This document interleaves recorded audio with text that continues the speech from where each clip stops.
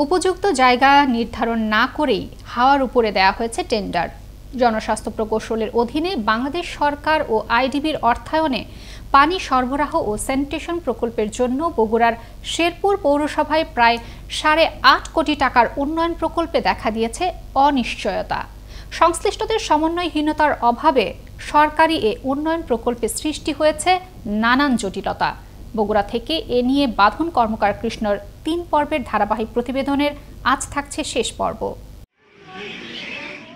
জনস্বাস্থ্য প্রকৌশলের অধীনে বাংলাদেশ সরকার ও Islamic development bank আইডিবির অর্থায়নে 23টি পৌরসভায় পানি সরবরাহ ও স্যানিটেশন প্রকল্পের আওতায় বগুড়া শেরপুর পৌরসভায় প্রায় 8.5 কোটি টাকার বরাদ্দ দেওয়া হয়। প্রকল্পটির আওতায় 5টি পাবলিক টয়লেট, 15টি কমিউনিটি ল্যাট্রিন, 19টি ডাস্টবিন, 2.7 কিলোমিটার ড্রেন, একটি স্ল্যাশ ট্রিটমেন্ট প্ল্যান্ট, একটি সলিড ওয়েস্ট কম্পোস্টিং সিস্টেম, একটি সলিড ওয়েস্ট সর্টিং শেড নির্মাণের কথা।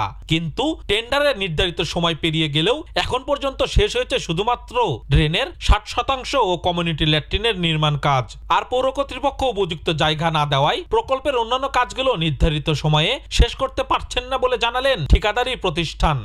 বারবার মেয়র সাহেবের কাছে আমরাও যাই, অফিস থেকেও যাই। ঢাকা থেকে পিডি সাহেবরা আসছিলেন, বলে তাদেরকেও খালি বলছে দিব বলতেছে 1 বছরের বেশি হয়ে গেল। এখন তো জায়গা না দেয় টাকা ফেরত যাবে।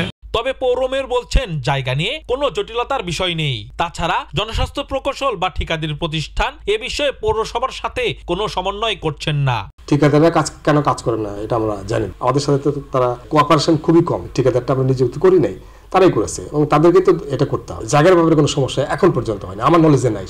সরকারি নিষেধাজ্ঞার অজুহাত দিয়ে টেলিভিশন ক্যামেরায় কথা বলতে রাজি হন নাই জনস্বাস্থ্য প্রকৌশলের বগুড়ার নির্বাহী প্রকৌশলী। তবে মুঠোফোনে জানান পৌর কর্তৃপক্ষ উপযুক্ত জায়গা নির্ধারণ করে না দেওয়ায় তৈরি হয়েছে এই জটিলতা। মেয়রকে আমরা তো বলেই দিচ্ছি ওনার প্রতিনিধি নিয়োগ করার জায়গা যায়নি জন্য তো আমাদের কাজ ওইভাবে যথাক্রমে করা যায়। এখন মূলত সমস্যা হলো জায়গার, আর জায়গা না দিলে এখনো কাজ করা যাবে না।